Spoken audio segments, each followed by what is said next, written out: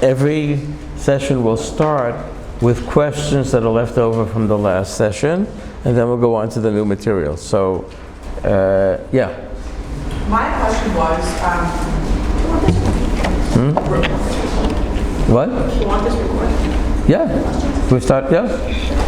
I really liked the exercise that we did after you left, but I'm just wondering, was the goal of the exercise to emphasize that things that go on in the family dynamics should always be brought to the I missed what you surface? said. Was the goal of the exercise what? The exercise we did last week where we discussed what would have happened had someone actually Right. said something during the incident. Right. Was that to emphasize that things always should be brought to the surface, or just that to know as a therapist that there's always things going on under the surface? Okay. Does that make sense? Right. The question was, if you remember in the exercise, one of the questions was, something wasn't said. If that had been said, what might have happened? And the question is, does that mean that therapists always think that something should always be said?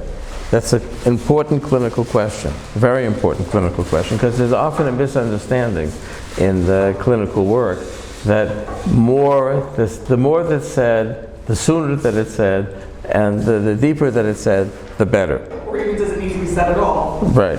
And the other side of that is maybe it shouldn't be said. And the simple truth when you start to deal with clients is that there aren't any rules like that. In other words, if you think to yourselves something that was on the tip of your tongue and you never said it in your family, anybody ever have that? You know, something that you thought you might say, but you said, nah, I don't think I'm going to do that. So those moments, when you look at them, they're mixed, right? If you look at those moments and you say, well, should I say everything? Do you know anybody who lives that way? Did you say everything? Yes, they're called Asperger's. What's that? Asperger's. The comment is that that's what people with Asperger's do. Asperger's is a deep question. We stopped using the name Asperger because the world discovered pretty late that he was a Nazi. So we use high-level ASD. But there are people who blurt things out. People with high-level ASD sometimes blurt things out and sometimes don't say anything. It's sort of a mixed bag. But when you're working with a family or working with a client and you say, there's something there's something that's not being said. So your question is, you know, should we be thinking that everything is being said? No. Should we be understanding that some things are not being said? Yes. Okay. So now, let's go back to our first session, just so you know that they're connected. So somebody is not saying something. That has multiple meanings, right? That has something to do with the person's inner balance between the urge to say something and holding it, and the relationships with people and what's going to happen afterwards. So it's a complex moment. Now, if you start to reduce therapy to spilling things out, what's called ventilation, ventilation is a great part of therapy, but it's not the definition of therapy. So a therapist is holding somebody who is doing something complex. People are always doing things that are complex, and they're doing it in time, right? And one of the things a therapist thinks about is whenever something is going on, it's going on now, and then other things will happen. So would it have been a good thing if that thing that you did in the exercise had been said? Well, it depends. You'll have to think about it yourself. It's complex.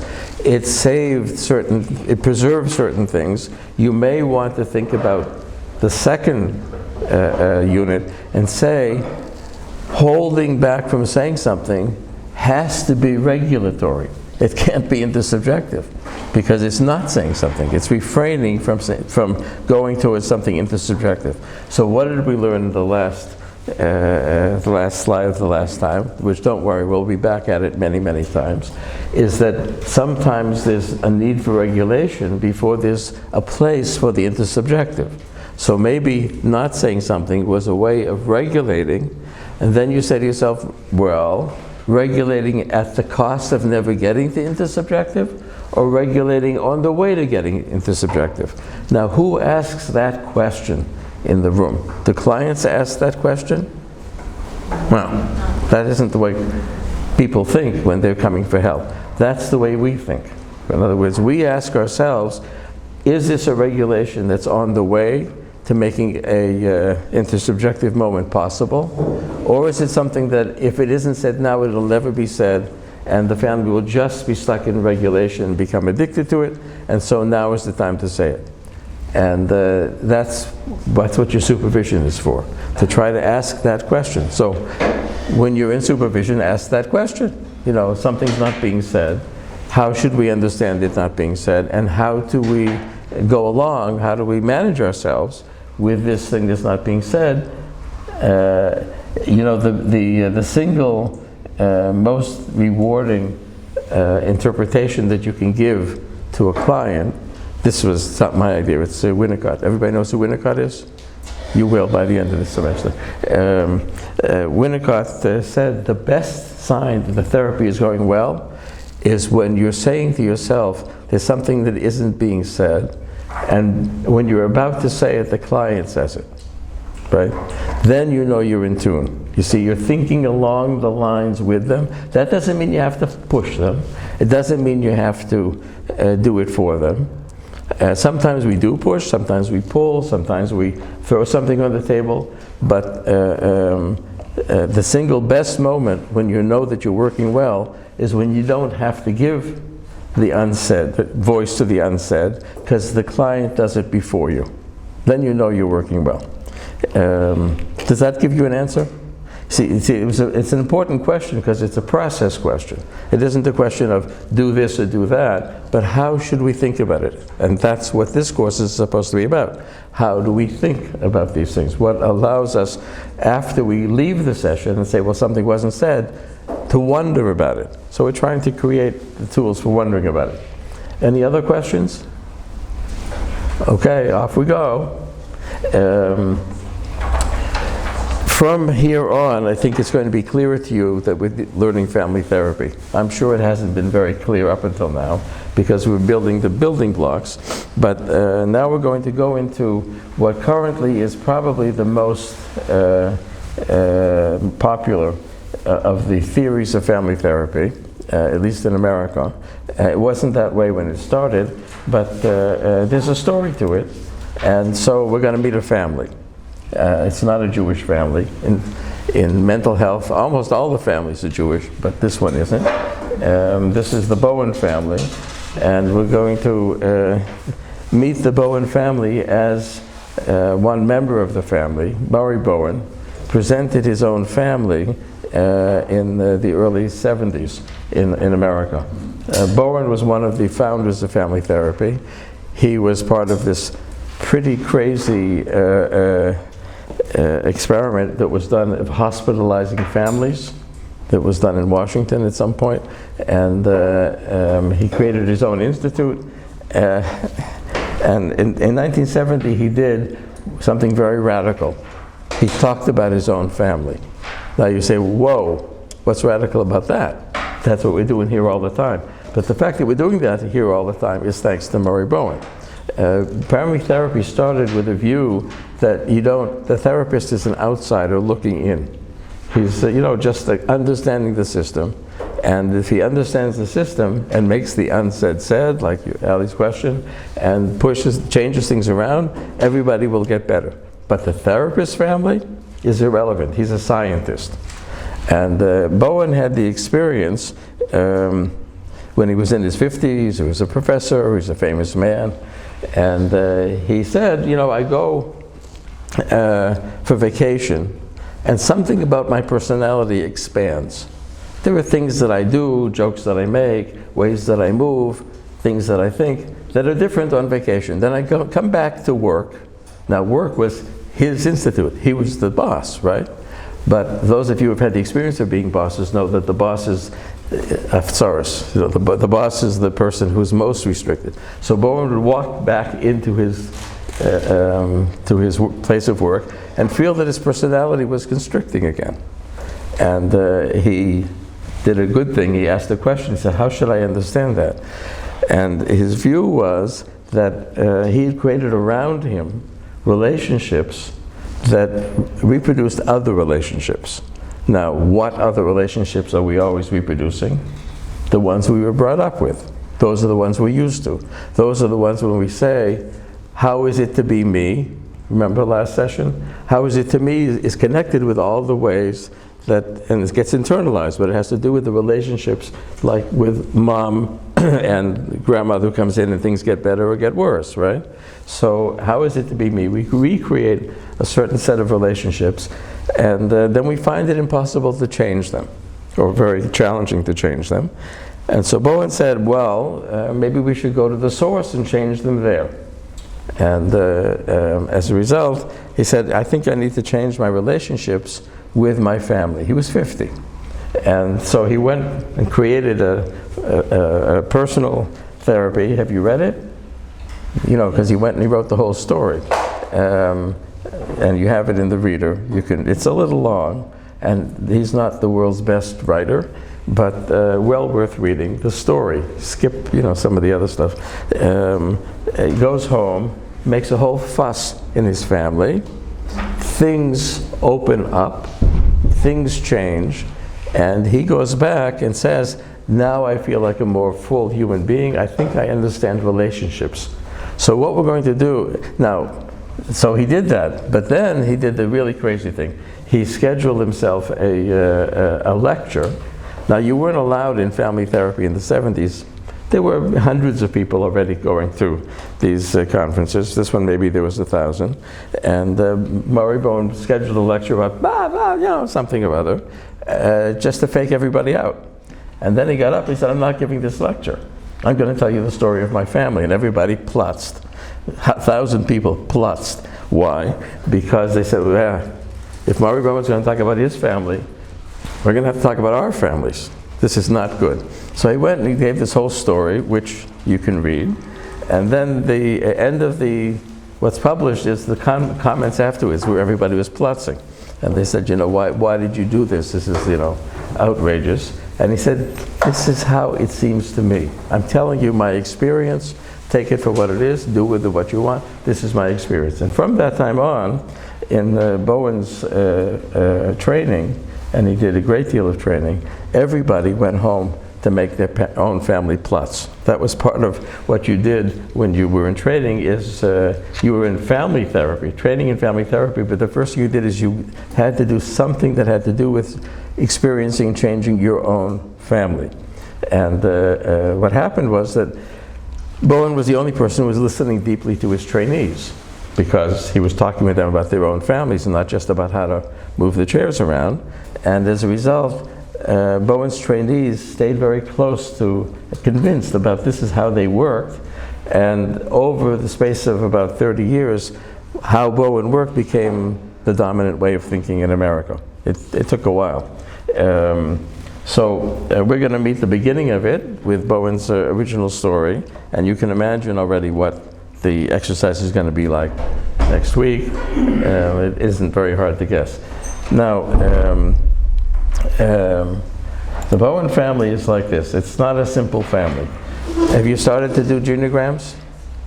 If genograms had started with family therapy, they would look different. Genograms were started in genetics, so they're kind of boring. But this is the Bowen family genogram. F is Bowen's father. And something happened to Bowen's father when he was a baby, which was that his father died. So Bowen's father, Bowen didn't have a paternal grandfather. And his father was raised solely by grandma. And when Bowen was 12, grandma remarried and he had a stepfather. Okay? So that's Bowen's father. This guy here, this is Bowen himself. Okay? Now what we're doing is learning how to use the genogram in time, because in genetics there is no time, which is actually a mistake, but once upon a time people thought that genes don't change. That's not the case, but people thought that genes don't change, so there's no time. Genetics is genetics. There's no time. In family, everything is time. What about mother? What's that? Where was mother? Bowen's mother? Oh, Yeah. Here's this is Bowen's father.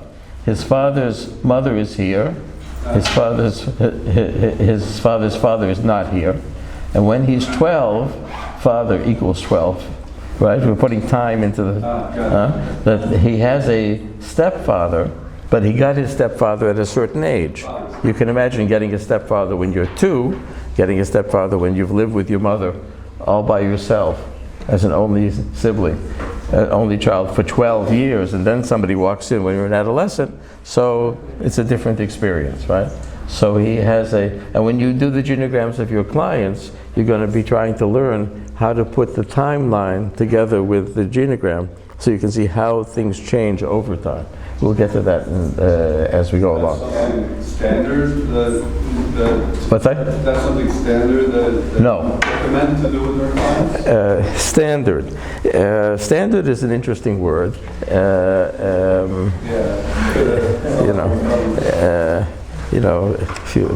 If you ask what the standard is in the sugya, you're going to get lost. So there's a conversation here. What I'm going to do is show you how to do it, and then you'll decide whether it helps you or not. By the time you see how to do it, of course you'll decide that it helps you. And if you say that it helps you, so why wouldn't you do it? So who cares what the standard is, right? In other words, you have to create your own standard for how you understand families, right? And whether you put it in paper or not is one thing, but if you meet Bowen's father as a client, and he's telling you a story that I'm an orphan, you would want to know how old he was. Did he know his father? And then I have a stepfather, you'd want to know when then was, and how it was for him with this new dad. It turns out Bowen's father moved away from this family of origin and got connected to the other family. Here is Bowen's mother. Okay, this is Bowen and his 4 siblings. This is Bowen's mother. Anything gets too complicated, let me know. Over a while you become masters of genograms and timelines, and it'll all be easy to follow. This is Bowen's mother. What's her story? She lost her mother. So Bowen is the child of 2 orphans, a father with no father and a mother with no mother. Not a small matter, right? Is this emphasized when you read the paper? When you read the paper, you'll see that this is a line and a half. In other words, the issue of loss and how that affected his parents is missing from how he thought of things. He was thinking 2 generations and not 3. But the Seder, we think about a few more. Anyway, the mother lost her mother. When she was 6, she got another mother, a stepmother, right? And then when she was 7, she has a stepbrother, the half-brother, who's, we say -7, we're talking about, according to her lifetime, when she was 6, her father remarried, and when she was 7, she got a half-brother, okay? That's the story of Bowen's parents. What to do with that is left to your imagination, because he doesn't deal with it at all, okay? He goes forward from here. Why is the mother going a circle in What? the mother, why is she working?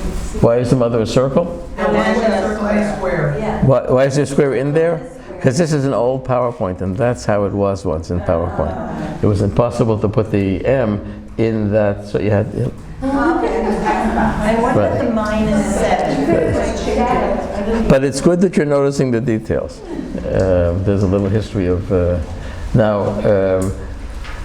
Bowen's father moved to where Bowen's mother was living with her father. In other words, the central male here is the maternal grandfather. He's the only one who is actually present, and he has a business.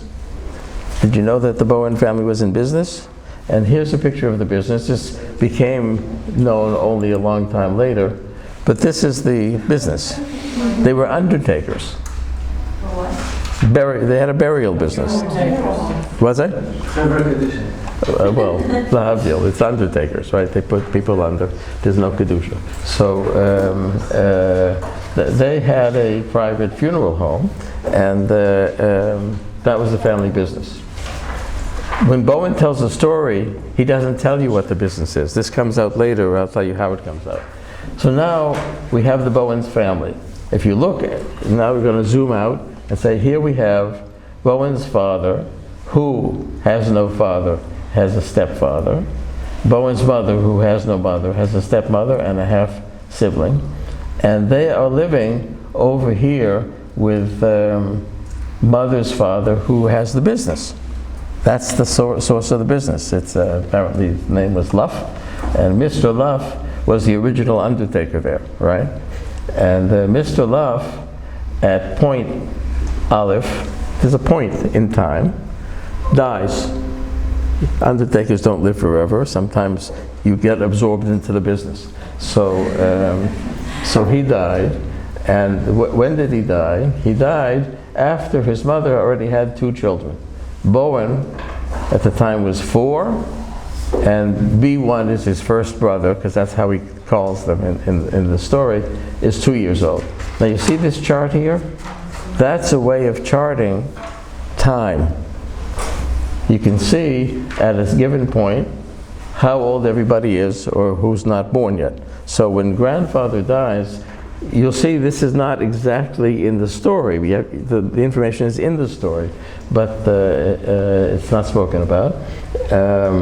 Bowen is 4, and his first brother is 2. Now that means that Murray Bowen was born in easier circumstances. You see, his mother was living close to her father and her stepmother.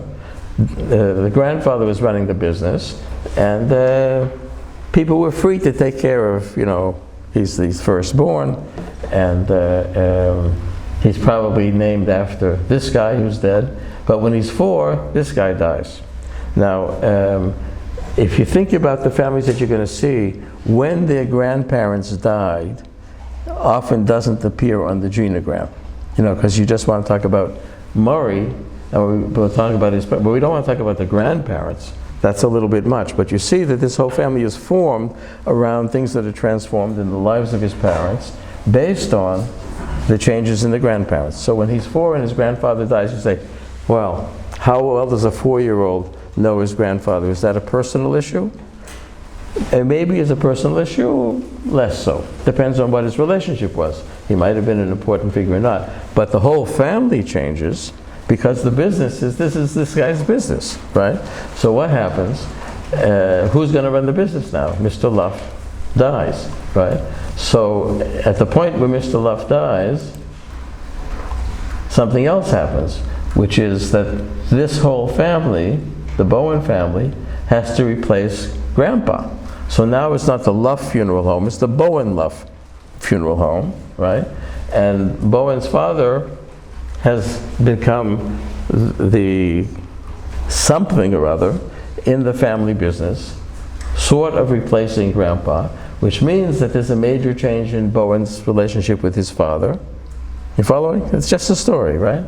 And for Mom, there's an interesting question here, like, what's her part of the business? It's her business, not her husband's business. This is her father's business.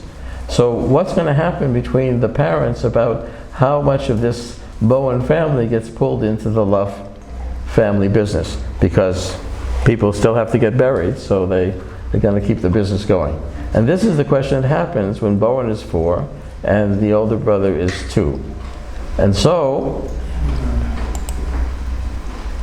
the third thing that now happens, when Bowen is 5 and the brother is 3, you see how the timeline fits into you can put it right there in the genogram. When Bowen is 5 and his brother is 3, second brother is born. And Bowen says something rather interesting. This is like, family lore. The family lore is that the second brother was born into the business. He lives the business. He breathes the business. The business is his life. And so you say to yourself, what? He was born. How can a baby be born into a business? After all, you don't have the way of thinking about it. You don't actually know your clients very well, these particular clients. You don't really know how is it sensible to say that this boy was born into the business? But On the other hand, it's awfully important to hear the family story, right? In other words, when the family says, oh, we all say he was born into the business. You have things like that in your families? Oh, uncle this was this, he's all this. So this guy was born into the business. If you say to yourself, how are they right? What are they saying? What sense can we make of it? Well, guess what? We now know exactly how to talk about a baby who's born into the business. This way.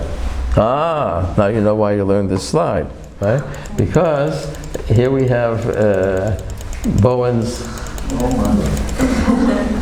right, here is Bowen's mother interacting with the second brother. Now, this mother has just lost her father, right?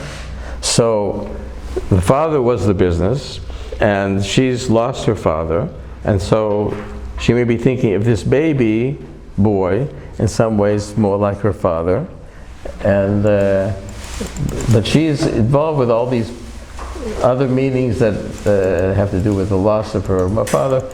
So you see all these things, right? And so we talked about the pragmatic meaning. I'm supposed to understand like I'm sorry, what? No, I'm supposed to like fully comprehend everything, Right, see, the baby's over here this is the baby with the inner representations, and the baby's inner representations are always becoming generalized based on new interactions. And the new interactions are with mother, and the mother, her way of interacting is connected to her inner world, like she's sad that she lost her dad, or like she needs to think about how much he's going to be involved in the business. And here's his mother, you see, he's having the interactions with his mother, and his mother is being affected by the business. In other words, this particular mother with this particular baby, you can imagine, Bowen doesn't know, but you could imagine that when the baby cries, babies cry, right? Now what does the baby's cry mean? Oh, well, it has multiple functions, but one of its meanings is what happens after the baby cries. So I can give you two possible scenarios. One is that mom really wants to stay at home with her baby, but her stepmother doesn't know what to do about the business. She says, your father left this drawer with all these receipts, and I don't know what to do about them. And your husband isn't much of a businessman, but he used to talk to you about the business because you were his only, full child. And so come here and take care of these receipts. And the baby cries. And mom says to her stepmother, I'm very sorry, but I have to take care of my baby. So the pragmatic meaning of the baby's crying is that mom doesn't have to go do what she doesn't want to do.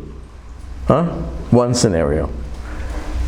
So the baby's crying is born into the business. The baby's, every time the baby cries, it has a pragmatic meaning that has to do with the business. The business needs receipts. Story 2.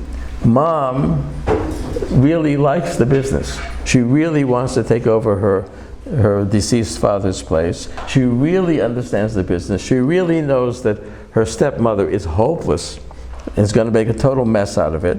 She doesn't want her husband to be involved in the business. She wants to go to the business. And then the baby cries. And so mother says, this is not good. You have to be quiet. I'm going to do anything to make you quiet because I'm busy trying to save our enterprise, right? So then the baby's crying has a different pragmatic meaning. This is ruining the business instead of this is saving me from the business. Now, are both happening at the same time? I doubt it. Probably one of them is more dominant. Which one? Use your imagination. But you see that this baby, his whole life is born into the business. You see how you can take what we're learning here and take a family Boba Maisa, that this boy was born into the business, and connect them and say, oh, when things are happening in the family, when babies are born into crises or changes or whatever in the family, then how the baby takes, how the baby interacts and how mother interacts with the baby is going to be connected with the meanings that the baby gets for how I am. If I'm happy And the first scenario, mother's happy, mother says, oh, this is not good, maybe you should cry. Because if you're happy, stepmother over here says, no, take care of the receipts. You see, leave the baby alone, he doesn't need you, the receipts need you. So it's better that you cry, right? And the second scenario, when you're happy, mother says, oh, I can leave you and go to the receipts. So that means that when you're happy, you get left, right? So those things, if they happen over and over again, you see you have these interactions that are interacted by the pragmatic meaning. And what does the baby do? He generalizes, internalized representations of the interaction, and as a result is born into the business. Okay? Question. Connection made? Yeah. Until what age are children gaining inner representations by the way their closest relations are? You know, their mother, etc. Right. According to Bowen, Ad Me'av Esrim, if you don't do anything about it. The question was, well, we're talking about a baby. What about a 1-year-old? What about a 2-year-old? What about a 5-year-old? And so forth. And you see, what will happen, you'll see it in families, is that things kind of get settled. We'll follow the Bowen family over time because we're learning to ask questions about time. So Bowens, you could say, well, the baby will leave you from. Okay, just 1 second. Yeah, the baby was born into the business, and what about Bowen? Bowen was 5 at the time. Did this affect him as well? Less internally, because he's already had some sort of set of pragmatic things that have already happened to him. So you see what happens is that each baby in turn is living in a somewhat different family with different pragmatic meanings, and as a result with a different way of understanding what it means for me to cry. For example, let's say that if we take the second scenario, so for Bowen, when he cried, Mom said, thank God, Dad is, my dad is taking care of the business, I'm free, I can take care of you, everything was fine, right? But when his brother cried, she said, this is not good, I really want to be in the business and you're bothering me. So you'll have 2 different cryings. Now, Bowen, is he going to go back and do, see, in your question you're saying, well, if that happened to his brother, maybe it happened to him too. Why is his brother born into business? Maybe they're all schlepped into the business together. But Bowen already had a set of interactions. In other words, something was already sort of stabilized.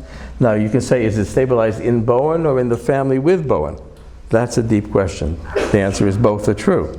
It's both stabilized because people keep doing the same old, and because he's a partner to it, so he does it as well. And then if something happens in the family that interrupts that and makes you need to change how you're interacting, so then you end up coming for therapy. In other words, then you end up dysregulated. Something is not working right, and a lot of times that's when people come for help, because the way we used to be doing things isn't working the way it used to work, right? See, if Bowen was 5 and suddenly he was running away from kindergarten, and they came to one of you guys, you know, Mr. and Mrs. Bowen bring in Murray at the age of 5 and say he's running away from kindergarten, what's the matter with him? In those days there weren't medications for anything, so they would just ask, what does it mean? And you would say, well, anything new happened in the family, and oh, just Grandpa dropped dead, everything else is fine. And you would say, whoa, just a minute here. And it turns out that Grandpa was with Bowen when he died, and that this was his favorite and first grandson, and he was deeply responsible for him, and that this was an interaction that affected Bowen very deeply, or so forth, right? So when things are going along and settled, and then they have to change, then you get into situations where it's hard to recreate new meanings. What we do in family therapy is we help families to recreate new meanings.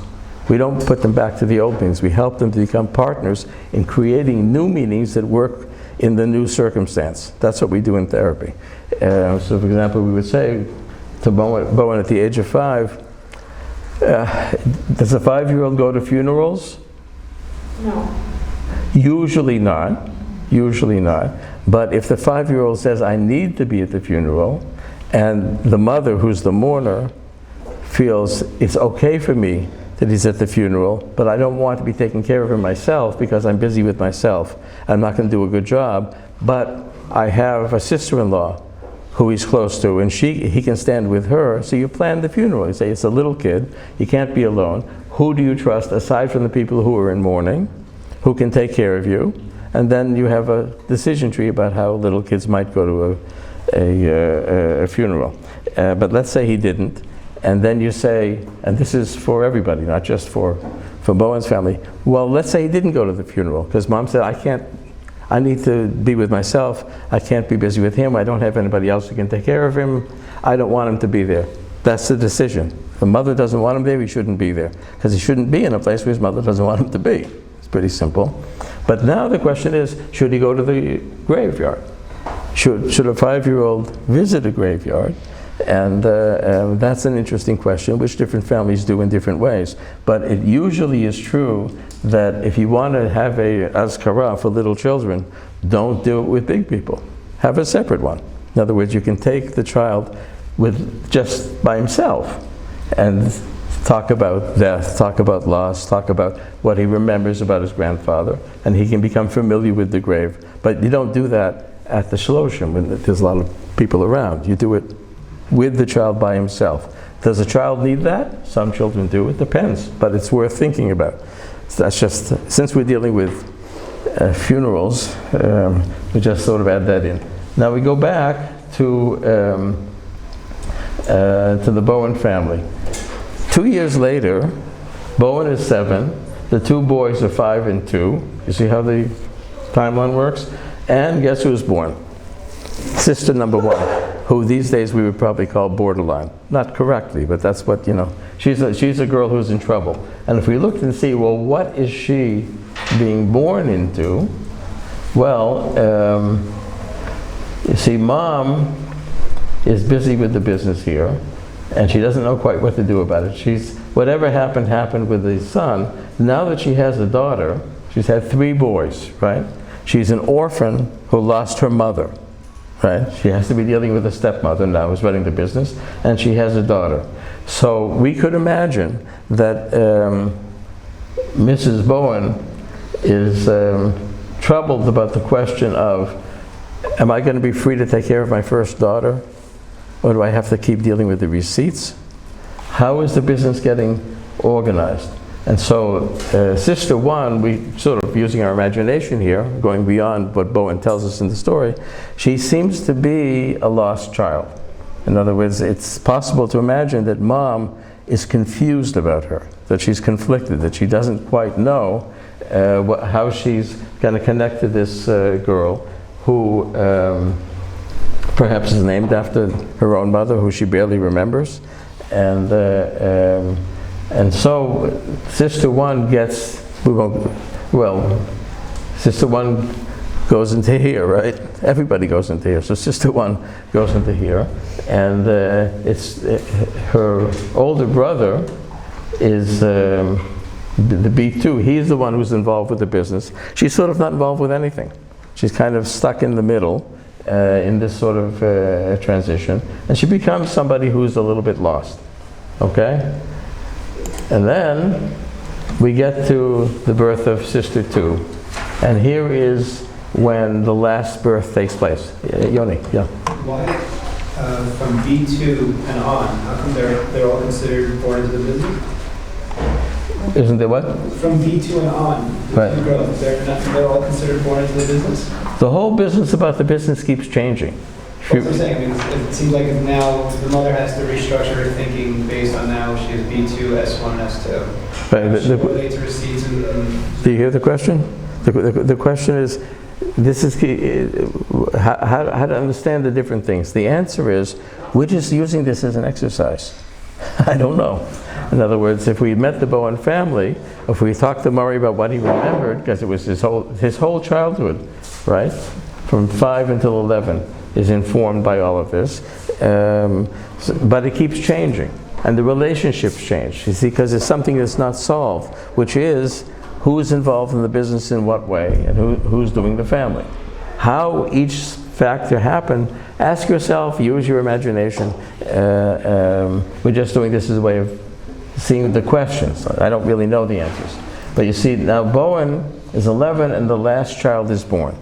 Sometimes you don't know when the last child is born. Sometimes you think the last child is born and then somebody else is born. And so it's a question of consciousness. It's a question of how you think about it. But the issue for a family when they think that they've had their last child is that a lot of times then the central triangle is organized. That's Bowen's point. That when Bowen was 11, the family settled in to a problem that wasn't so clearly resolved, which is there were 3 partners in the business. There are 3 partners in the business. B1, B2, and S1. The father is ultimately, he's the man who's going to be involved. This is America in the early part of the 20th century. The father is going to end up being very definitive in the business, but it's not his business. It's his wife's family's business. And the guy who ran the business isn't here anymore.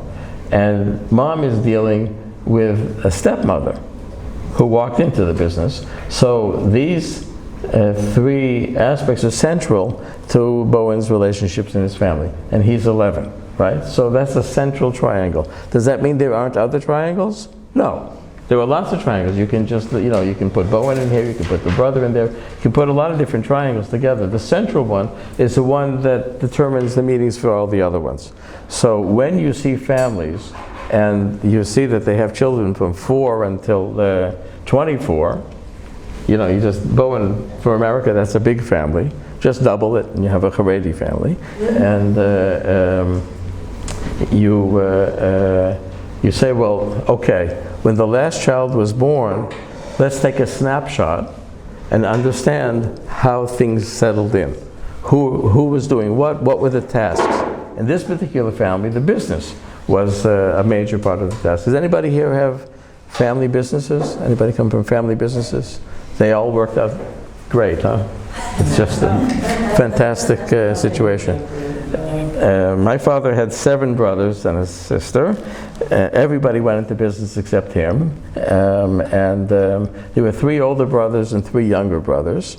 And the 3 older brothers had a story at the beginning of the century. They sort of went into business and were successful. And the 3 younger brothers were post-Depression when things were a little bit harder, so to start up new businesses. So the 3 younger brothers used to work with the 3 older brothers, but not consistently. In other words, every Sunday when we would visit, there was a fight. Somebody was fighting with somebody about something, and then they were going to musical chairs move. Now this brother worked with that one, and this was, until all the younger brothers moved out of town. But that only happened after the grandparents did them a favor and died, and allowed them to move away. So family businesses are just marvelous, and this is a family business. So the business, but it could not be a business. It could be something else, right? It could be football. When a last child, or the consciousness of a last child takes place, a central triangle, sort of a settling in of relationships takes place. Yeah. So you're saying that's not a standard, that's a consistent thing we would be looking for? Talk a little louder. I lost one. Why the last child? What happens? Why the last child? See, these questions I love because I have a standard answer, which is, I don't know. What we're talking about a lot of times with families is things that we see that seem to happen over, a lot of times. Does it have to happen? That's not our discourse.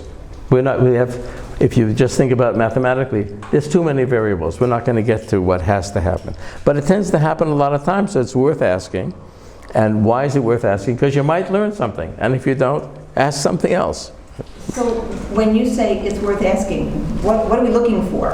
Oh, you're asking for, well, let's say that Bowen's 11 and he's coming for treatment. It takes another 40 years for him to get the treatment, but say there's time.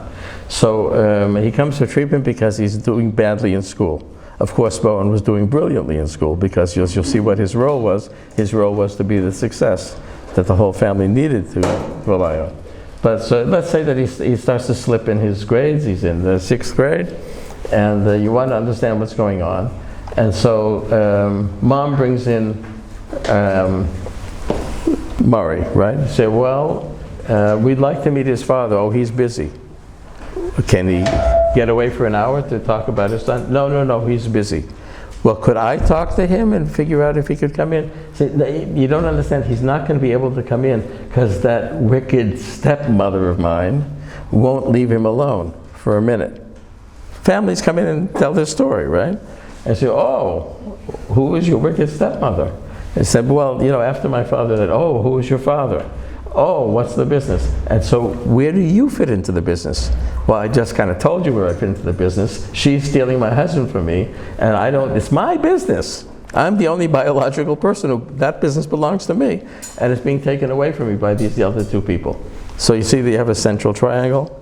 Now, all we asked is, Murray's failing in school. I'd like to just talk to his dad. And after 4 sentences, the central triangle has become, I didn't ask. I said, I just want to talk to his father. Why you can't see his father exposes the whole triangle. But then you start to say, well, that's going to have some effect on Murray, I suppose. You see? And for example, that's perhaps why Murray couldn't slip in his grades, because mom needed to have something that was reliable, which is that Murray is always successful. There was another family, a Jewish family in Vienna, that had a first son who needed to be reliable for his young mother, and that was Freud.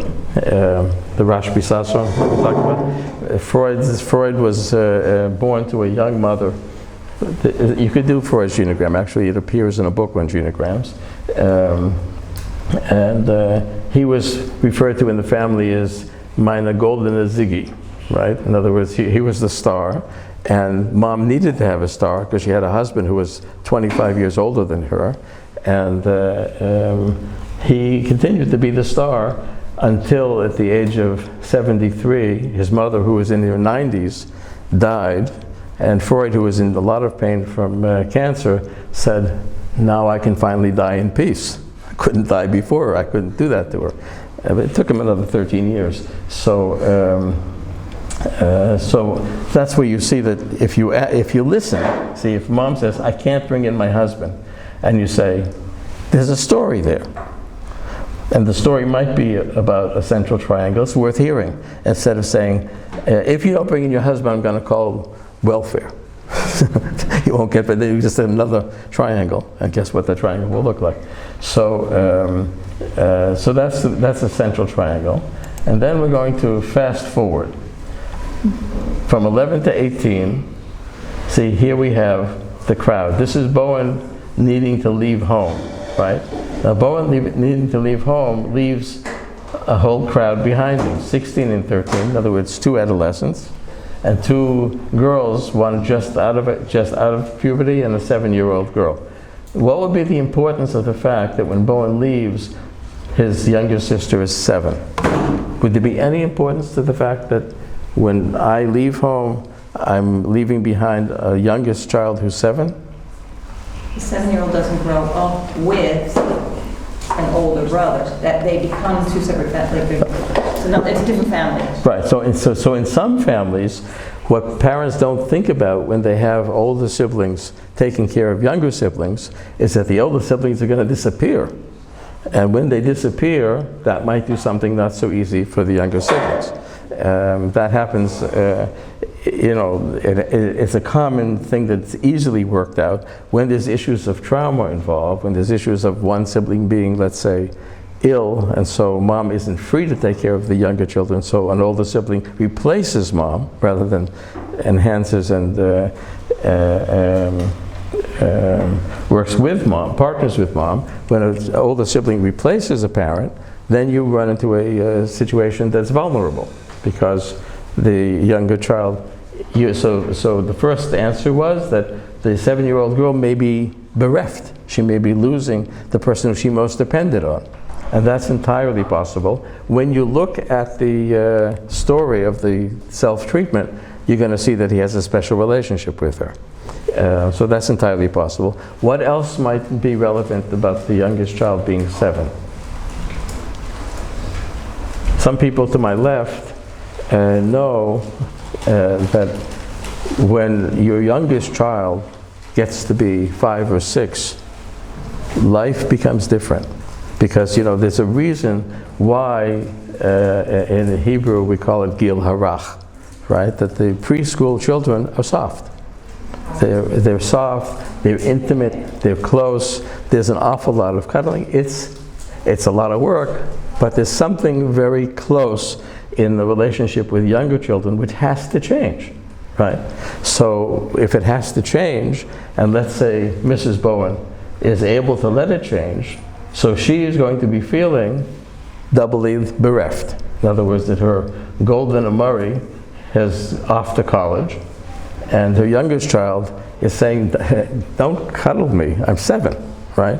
And so Mrs. Bowen may be wondering who she's going to cuddle with, and then there'll be an interesting stress on the family, and you say to yourself, well, this family has lived for 18 years with little children.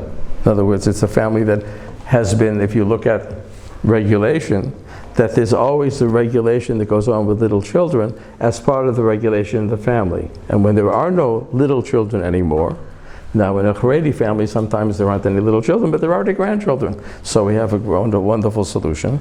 But if there isn't that kind of soft intimacy with the small child, then the couple is suddenly faced with a challenge, which is, who cuddles with who here when there aren't little children to cuddle with. So you'll have another part of the transition. So you see what we're doing is we're using the Bowen family to learn about Bowen's theory, but also to learn about, you can't understand Bowen's theory without understanding how relationships change over time and how you can sort of map them and understand different transitions. So you see, when you see a family and you say, well, how many siblings do you have? Let's say the father of an adolescent you're seeing. And he says, I have 8 siblings. And the differences in ages, so you start to map it in your mind. You see, you don't necessarily do that during the session, but you say, okay, so the older one is how many, you start to do this kind of mapping. And then when you reach, and then something else happened, you say it happened to who? Right? How old were people, and what were the meanings that took place when these things happened? Okay, so far so good? Okay. So now, what has changed in Murray Bowen's life from the age of 11 to the age of 18? Right? What ought to be changing? What would be desirable to change from the age of 11 to the age of 18? What's the difference between 11 and 18? Adolescence, right? But how should we understand adolescence in a family? See, the Winnicott, who I mentioned before, is famous for saying there's no such thing as a baby. There's a mother with a baby. It's a unit. The baby doesn't exist outside of the unit with its mother. There's also no such thing as an adolescent. There's a family going through adolescence. And what is the family supposed to be doing going through adolescence? Changing their relationships. In other words, if you say to Mr. Bowen, Mr. Bowen says to Murray when he's 18, he says, you have to be home at 9 o'clock. And Murray says, Dad, I'm not 10 years old, I'm 18. And Dad says, and I have been your father for 18 years and don't expect me to change now, I know what I'm doing. Has anybody ever heard that sentence? Not by your neighbors, right? And so, don't expect me to change, I've been doing it this way. And Murray, 30 years later, says to his father, get off it. You've been raising me, so I'm changing and you're changing. You haven't been a father of an 18-year-old ever before in your life. And you'll never ever be again a father of this 18-year-old, ever. So you and I need to make this work. The fact that it worked when I was 11 just means that we can redo it. After all, when I was 11, you weren't doing with me what you were doing when I was 2. Now, who created our relationship? Just you? I don't think so. For example, I always brought back good grades, and that made it easy for you to think, to get nachas from me. I could have brought back bad grades. Somebody who's smart enough for good grades is smart enough for bad grades, and then we would have had a different relationship. So let's try to do this together. You see what I mean? So something didn't happen to Bowen in his adolescence. Now you say, how come it didn't happen? And the answer is the family was busy with the business, right? In other words, things were going on that made it impossible for Dad to say, look, son, we're going to have a talk. That happened 30 years later. He said, listen, I got to go take care of the receipts. We have 3 burials today, and so next week we'll meet. Next week another 3 people died, and so forth. So now, if you look at when Bowen did everybody a favor and died, there was a memorial issue that came out about him. It was around 1990 or so. Bowen had made everybody really nervous because he was so insistent that you have to work in your own family.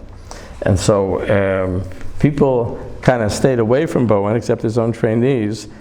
But after he died, there was a memorial volume which included the family pictures and kind of celebrated did it the way Bowen would want to do it.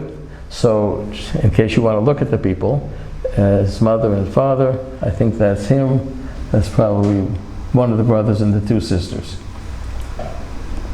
He looks like he's about 18. Now, this is for those of you who speak Hebrew. You know how to say this?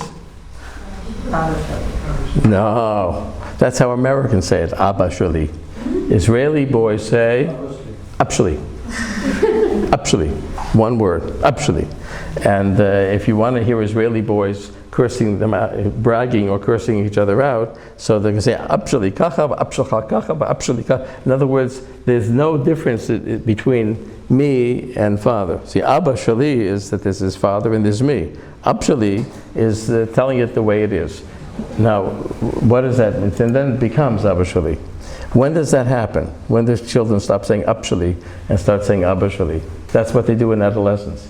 And they do that in the way that, we'll spend some time on adolescence, but just sort of in brief, adolescence is a time of mourning. The person who noticed that was Anna Freud. It's sort of a mourning. Mourning for who? For Abshali.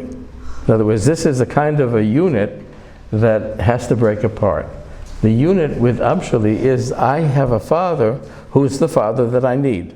Now, when I'm 9, what kind of a father do I need? Not 9, right? I need to have a father who I can depend on, because otherwise I have to depend on a 9-year-old, and that's pretty scary, right? So the father is the father that the child needs. That's the Abshali, right? Now, that's thinking about the father as a unit. We think about all sorts of things as units. For example, if you show a child a shape of a person made out of cookies and say, what is that? So a child will say at one age, that's cookies, can I have one? And then the child will say, that's a picture of a man. And in adolescence, the child will say, it's a picture of a man made out of cookies. In other words, you can take the global thing and break it into its parts.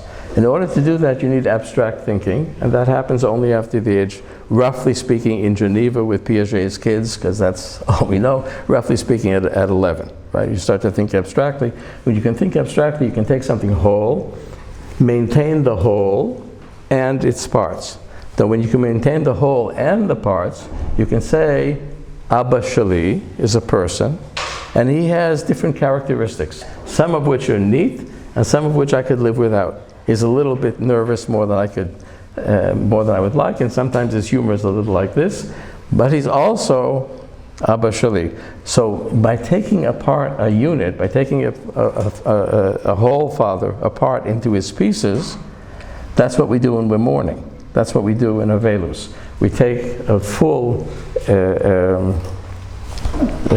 figure and we break it into different parts, remembering the better parts, putting aside dealing with parts. So you're having a figure that you're taking apart.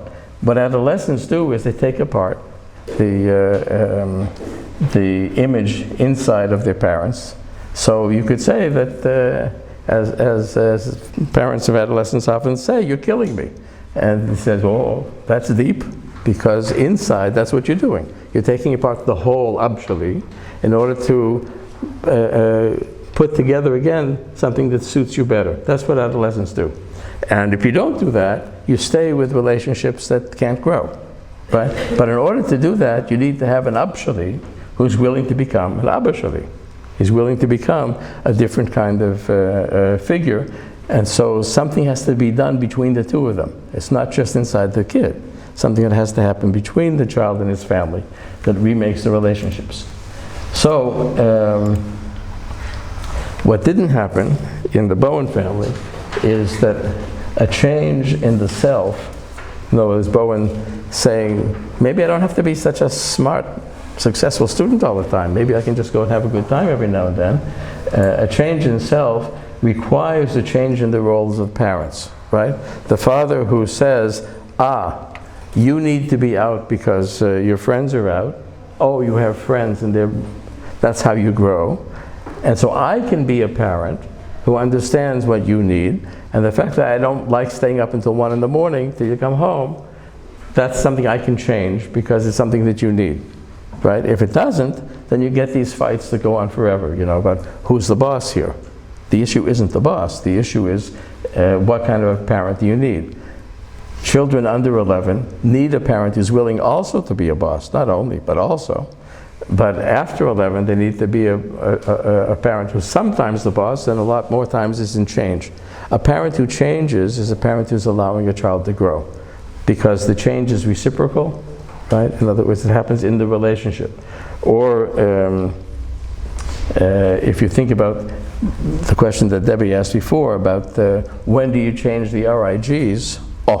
So in adolescence, you change the RIGs. In adolescence, you say, don't look at me that way, look at me a different way. I want to look at you a different way. Let's create something different, but we can't create it separately. We create it together. The myth in America about adolescents moving away from their family is a misunderstanding of the fact that children are deeply involved in changing their families. If you have a family who can't change, then the adolescent is just going to move away. But what really goes on is a deep change, and it's a reciprocal change. The family remakes itself. But the change in Bowen from 11 to 18 didn't happen, apparently because his family wasn't involved in changing the roles. So Maury Bowen stays a super smart, hyper successful 11-year-old, right?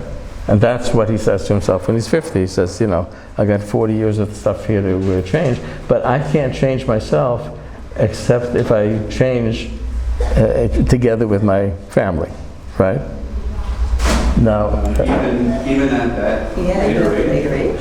Oh, we don't like to hear that, right? In other words, when Bowen said that, everybody said give up, right? But he said it. Not only did he say it, but he did it. And now it's true of his genogram, right? In other words, when you're seeing a 30-year-old, and the 30-year-old says, I'm not talking about my family. I'm here just to talk about myself. You say, we'll start that way. That's because that's how you're thinking. But every time you say something about yourself, you're saying about who you are in your family. And every time you interact with me, you're showing me who you are in your family. People come in with this whole, it's not exactly malochim, but it's, they come with a whole crew. Bowen used to say a person walks into the room, an individual client, with another 60 people. With Haredim, it's 180, and another 60 people, and another 60 years. You bring in the whole crowd. You're a piece of a history that's going on that involves a lot of interactions with different people. And the fact that you don't like to think about it is interesting, but a lot of the times what's most difficult for you are the things that you can't change together with other people. And so a family therapist would say, okay, we'll talk about yourself, and then, as you know, people talk about their families, right? Because they talk about those who think about the internalized family, so that's who they talk about all the time. No, yeah, Daniel. That's something we're going to explore. Is that generally sometimes true that You need the actual participation of the other family members? Right. So then the question comes up, which you'll be asking yourself for your entire professional life. So who do you bring in? Who do you talk to? Right? The family. Right. And the answer is the family's there whether you like it or not. How you deal with it will depend on the client and the way that the client can change. So you're always looking for the gate that's open. Yeah, sometimes what you do is you take a theory and you bang your head against the gate and it doesn't open because that's not the right case. You need a different theory. So what we're going to try to do here is to create enough theories to try to look at which gates are open.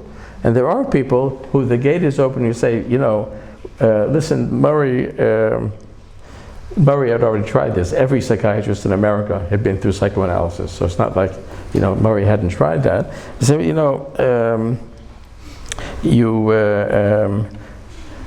you're thinking about your father here, and what are your associations? So we start to think about the father inside of him, and in psychoanalysis we would never say, why don't you just tell him that?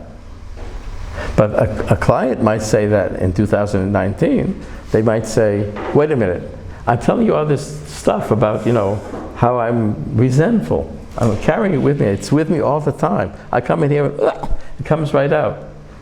Why am I telling you? So you could say, like with the kasha, now that's, but then the person will immediately say, I can't. Why can't I? Because he'll do that. See, so it's a change in the roles together. And then you might say, Bowen would say to you, try it and come back and tell me about it. Somebody else would say, bring him in and let me help you and we'll talk together. You see there are different gates. Now which gate to choose, the truth is most of the time in therapy, you choose the one that's open. You don't get to decide. You choose the one that's open. But if you're in good shape, and the client says, gee, I could do either of those, so make an al-hanisim and pick one, right? Usually, that's not going to happen. Usually, the client says, bring him in, what are you, out of your mind? And say, so, well, talking to him is also out of your mind. He says, okay, we have to find another gate, right? Maybe you stop fighting with your wife about him, and then, there's lots of gates. So what you have in adolescence, in which the Bowen family, we're hypothesizing, did not cross, is a crossroads of relationships, which we will call differentiation. Differentiation is the term that Bowen gave to it. We'll unpack it in just a minute. You see, we're talking about a change of the role in the adolescent, a change in the parent's role. And in order to do that, look what we got. Well, we're back to co-creation, right? We're back to the fact that in order for the family to change, people have to face each other and co-create. In other words, they have to be able to do that intersubjective change that co-creates who we are. So that's a way of saying that when you walk around saying, I know who I am, that's nice. There's an element that feels right about that. But there's the part that you're not looking at is I know how I am interacting with God knows how many people in the same way all the time, and I'm afraid to change that. That's who I am, right? That's a little less complimentary, but that leaves a lot of room for change, right? On the assumption that we're always either co-creation means doing something different.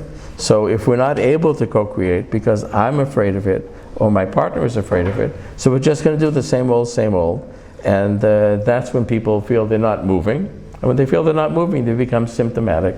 And then we see anxiety, let's say, and we could say take a pill and take away the anxiety. That's called regulation.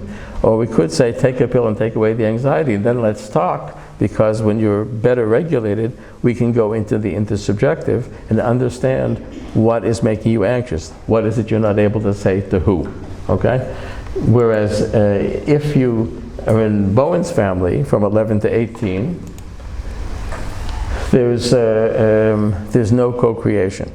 Now, the reason I call this a crossroads is the following. When you're a child up until the age of 11, the co-creation that you need is different than what you needed as an adolescent. See, you're co-creating with your father who's obshali, Actually, so you're taking the way the family gives you a role, the family writes a script, you take the role, you learn it. My role is to be hyper successful in school. My role is to be hyper unsuccessful in school. And when I come home with bad grades, the family is sort of settled. If I come with good grades, we end up with competition. So I'm the loser. There aren't too many people here who had that role, but you may have had siblings like that. There were different roles, but people learn their roles. As we talked about when the last child is born, the roles are sort of settled, like whatever cards are being dealt, you deal the deck when the last child is born. And the child, the parents that I need, up until the age of 11, are parents who deal the deck. They give me the role, and I play the role. From the age of 11, in adolescence, I need something different to develop. So you see, I'm playing the roles the family gave me, and we're okay. We're co-creating those roles, but not so symmetrically. And I'm getting what I need to grow. When a child is getting what it needs to grow, the differentiation is adequate. Now I need something else to grow. I need co-creation. I need to say, I'm going to bring back good grades instead of bad grades, or bad grades instead of good grades, and I'm going to get into trouble, or I'm going to stop getting into trouble. I'm going to change my role, and I'm offering it to you to co-create with me so we can shuffle the deck. We have to shuffle the deck together. I can't grow if I can't shuffle the deck. I can't grow if I'm only getting the cards that you dealt me. You follow? So now, if you look at the crossroads of adolescence, if I need to grow, Yeah. Just 1 second, because until now I told you, but now, why would a child at 11 need to change the role? Why does a child at 11 need to change their role? That's a good question, but there are people here who know how to answer that. Think with me, no? They need more independence. Why do they need more independence? Because they're getting bigger and they're finding themselves. Right. They're defining themselves. They're getting different grades. I don't understand that. Right. Their whole way of thinking has changed. Adolescents are capable of thinking in a different way. And when you're capable of thinking in a different way about a sugya and about mathematics and about science, you're also capable of thinking in a different way about yourself and your relationships, right? And in order to grow, you need to become a partner in shuffling the deck, because only to accept the cards that you were dealt means stifling the ability to continue to think about what might be, right? Adolescents are able to think. Okay, individualized kind of thing, like right. More that I can understand, but I don't understand why Dafka you have to become a different kind of student, for example. If you have to. No, that's just an example. You don't have. You can stay as a successful student. I'm not arguing with you. I also stayed a successful student the whole way through. I paid a price for it later, but I was just sort of an example. But let's say that you're the kind of kid who your parents tell you things and you mumble under your mustache and you go to your room and you don't confront them. And then you start to change and say, listen, maybe we can talk about this. So that makes you happier? That makes more sense. You had a sister like that. Okay. Okay. There's a limited number of things and all sorts of different flavors to fill in. So, but the thing is that the adolescent, when you accept the cards, it's part of you. It's not all of you. In other words, when you accept the cards that are dealt, you have a certain role which has limits to it. There are things outside that role that you don't try, because you define yourself according to the card you were given. But what about the Joker, right? So nobody was given, maybe somebody else was given the Joker. I want to try that. I want to try that side of myself. I want to try the side of myself that can be sad, or that can be angry, or that can be happier, or can be more disappointed. You see what I mean? In other words, you want to try all the cards in the deck that you have in order to grow. So if the parents can't change their role, so now what was adequate for growth is no longer adequate for growth. We're doing the same thing. The father says, I told you what time to come home when you were 10, and I'll tell you what time to come home when you're 16, and there's nothing to talk about. That's a way of saying there's no room to grow here, right? and that the adolescent says, I don't have a partner to grow. Yeah. Are there any risks involved in terms of trying out all those cards? Yes. What's that? What's the... Are there risks involved in trying out other cards? There are risks to breathing. There are risks to everything. But certainly families experience that changing the cards shuffles the deck on everybody. You see, when an adolescent says, I want to try a little of this, the whole deck gets changed for everybody. Because if your role is this way, though, what about his role? What about her role? That's, like Bowen's family. If I stop succeeding, then how is my brother going to be busy with the business? What does one have to do with the other? That's how the cards were dealt, right? So I try to change, and everybody feels a certain risk. Now, is there an external risk? Of course there's an external risk, but when we say trying the cards, the question is which cards and how you're trying them. You see, if there's no communication about trying the cards, if a child says, well, the only way I can try the card of being adventurous is to go out and do drugs and burglary, then I'm feeling adventurous. So there's the risks of that, right? Whereas if a child is able to communicate that there's something about me that needs to be a little more wild, it's a part of me. Is there a place for it? We can find it. Can we find it in Tosfos Arosh? Or can we find it in dressing slightly differently? Or can we find it in davening more deeply? Something, it depends on the culture. But the child says, I need to express something else about myself. Are you with me? Can you co-create the parent who can be with the child who has that card? If the parent can co-create with them, then they don't have to take all the external risks, right? It becomes easier within communication. A lot of times what you're doing outside is what you couldn't say inside, right? So not saying things may be dysregulating, right?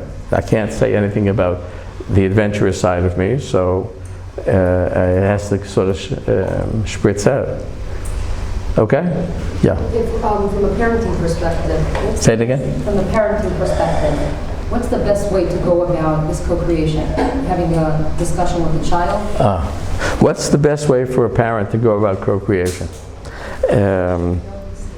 Funny you should ask. You're probably the only person who has that question, right? How do parents go about co-creation? Bowen's way of looking at it is the best way about going about co-creation is to look back in your own family. In other words, to have a look back and maybe a conversation back to the family that you were brought up in, and understand what things, which cards you're still holding on to, which if you want to change those cards with your kids, the best place to change them is first of all with your parents. Right? And one of the things that's interesting about adolescents is adolescents are very, very precise. See, you'll see later that when Bowen goes into therapy, he has 4 adolescents at home. That's the first sentence in the therapy. I'm Murray Bowen, I've been married, blah, blah, blah. I have 4 kids, they were their ages. And, from the point of view of this lecture, we say, woo!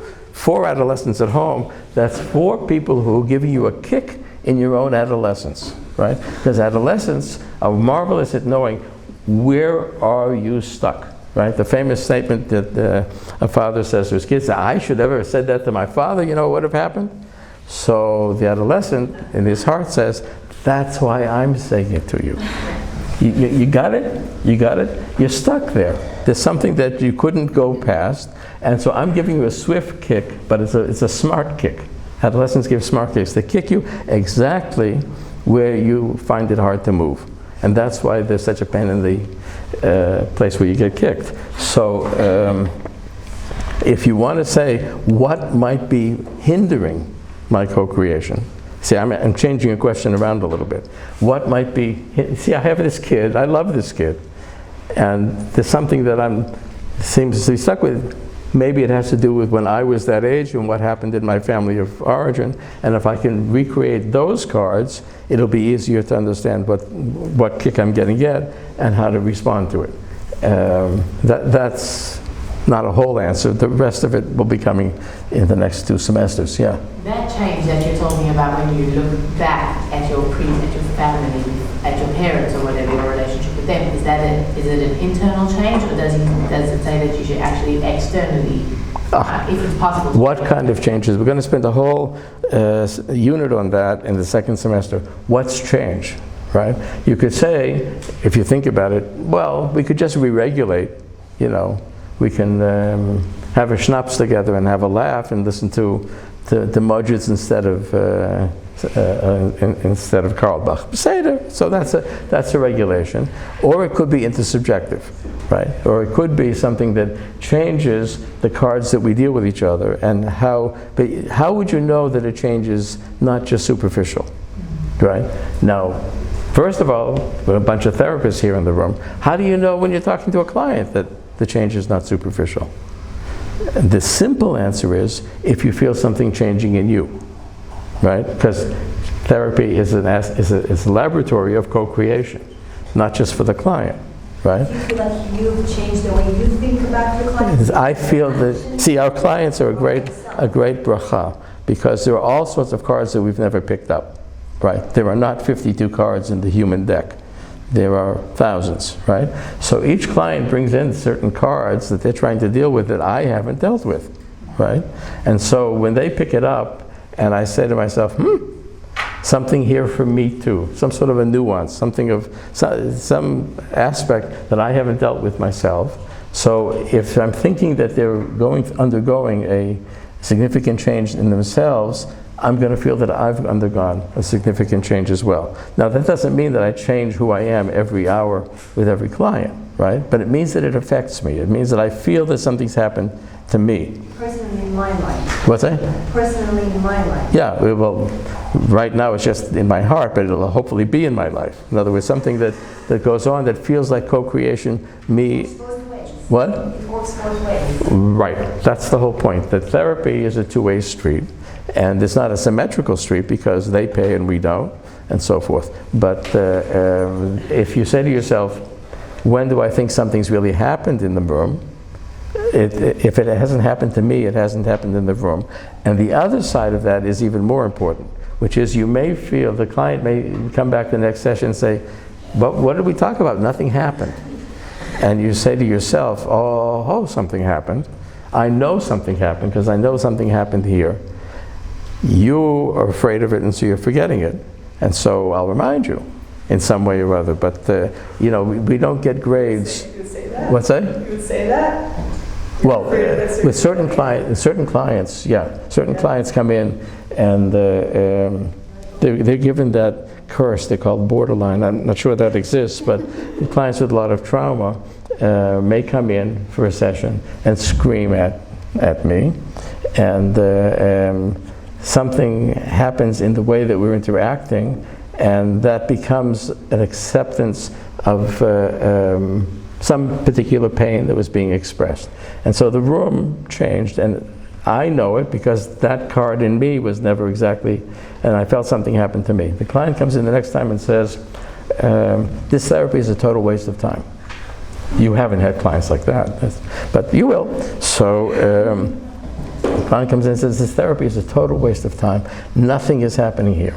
That's where our responsibility is to say, you know, in the last hour I had a different experience with you. Let me tell you what my experience was. Now, is that arguing with the client? It's co-creating with the client, right? We'll see in a minute how to talk about it, but it's a way of saying the both of us are here, and sometimes what happens for you is hard for you to hold, so I'll help you. This is how I, and then usually the client will say, oh my God, that's true. And then I had a dream, and then you get back into work, right? So you see the issue for adolescents is that the family's differentiation is not neutral. The family's differentiation will either go up or it'll go down. It won't stay the same. It can't stay the same. Because if the family is able to say, oh, you mean I should listen to you about what time to come home? So then the father's differentiation has changed. He's moving, right? So in order to create the things that the child needs in order to grow, our camera needs some electricity in order to grow. In order to create something new, which is what the adolescent now needs in order to grow that he hasn't had before, the differentiation has gone up, right? And if I don't create that, then the child no longer has, the child is getting what he was getting before, but it's not what he needs to grow, and so the differentiation goes down. It's a crossroads, okay? And that's the crossroads that the Bowen family didn't pass when Bowen was between 11 and 18, apparently. Now, if we want to talk about levels of differentiation, there are a variety of ways of looking at it, and I'll give you some examples. For example, if I'm having a conversation,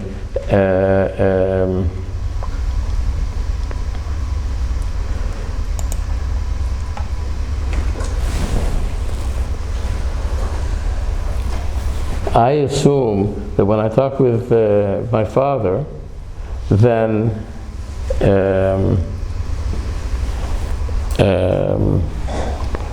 I'm erased. In other words, okay, I'll come home at 10, but I won't be me. Some ghost that looks like me will come home at 10. It's not me, right? Because I'm erased. And so I can't accept it. That's an assumption, right? That's a lower differentiation assumption. That the only meaning, see, we talked about multiple meanings? The only meaning of coming home at 10 is that I'm erased. Okay? Now that can become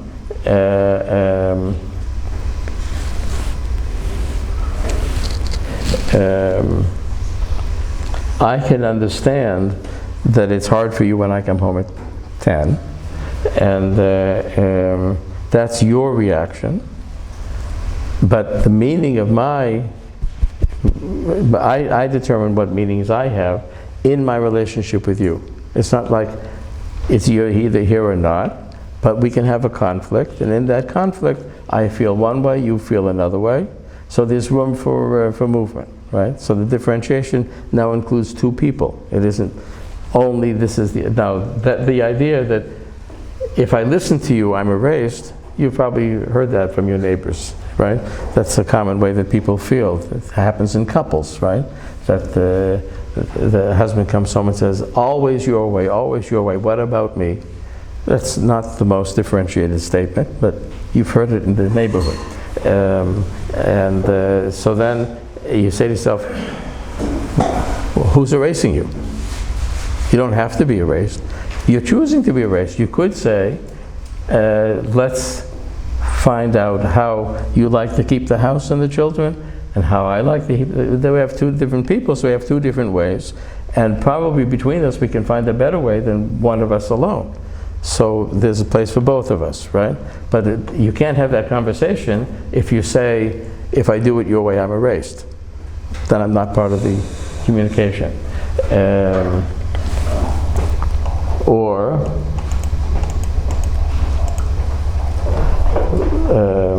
a daughter is needs to move out of mom's home, and her assumption is that if I leave you, I abandon you. That's the only meaning. Leaving you is abandoning you, right? And as a result, it's impossible to think of leaving. I can't. It's not like I can't think about it, because leaving means thinking about abandoning. I'll be a bad girl. That becomes the possibility that leaving might be abandoning and might be something else. There's multiple meanings, right? That my leaving home can have a lot of meanings, not just the one that you are telling me, which is why are you abandoning me, right? There's more to it than that. I'm here too. I can have a thought about about leaving. That becomes it might become, I'm not actually leaving you, I'm just replacing you with a husband. But in the relationship with the husband, it's going to be the same, don't abandon me. That's not the best way to move, right? Sort of a lateral move. Same way of thinking, leaving is abandoning, but I'm going to do that with somebody else and not with you. But if we get to a higher level of differentiation, we get to the point that leaving doesn't mean abandoning. Leaving can be part of a relationship, right? So that I'm preserving the relationship and living in a different place, right? So who can create that meaning? Not just me. I need to have my part, but if I can't do it with somebody else, then it's going to stay stuck. That's one way of looking at it. Let's just, I'm going to skip the next couple of slides here just to get to the main theory, and then we'll go back to the last part of Bowen's theory, Bowen's family later.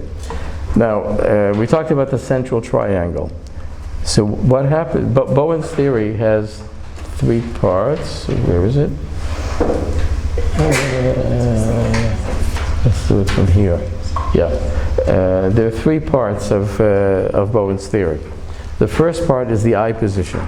That's what we were looking at in the last slide. The I position means that people speak who they are from what they actually feel. I feel now. You probably heard that, in some classes. That's where you put yourself on the map. You say, I don't have anything to apologize for. I feel this now. This is who I am. Now, the I position is a metaphor from ballet. First position, anybody ever learned ballet? Yeah, I'm not going to demonstrate it. First position, second position, I position. The I position is the way you begin the dance, not the way you end the dance, the way you begin the dance. That you begin the dance from, this is how I feel. I feel that I'm leaving home to grow. I don't feel I'm abandoning you. You see, that's an I position. So the higher level differentiation, there's room for people to speak from an I position. That's the beginning of communication. The second part of communication is that you communicate face to face and not in triangles. Now the triangles, that's where we were before. I'm just going to go back to the triangles.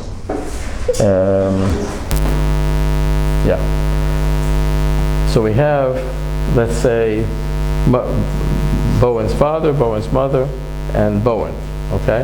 Now a triangle, why does the triangle look like this? The triangle has only one relationship that has to be regulated by the other relationships, right? That's a triangle. There are 3 people, but only one relationship is central, and the other relationships have to regulate it. What does that mean? Bowen says to his father, why don't you pay attention to me? And that's an I position, right? I feel that you don't have time for me. And father says, your mother needs my help. Don't bother me. So he's saying, if you want attention, that's going to dysregulate me and mom. So you and I, our job isn't co-creation between the 2 of us. Our job is to regulate me and mom. So Bowen goes to mom and says, why are you always so irritable? I feel now that you're never happy, and that's hard for me. And Bowen's mother says, no.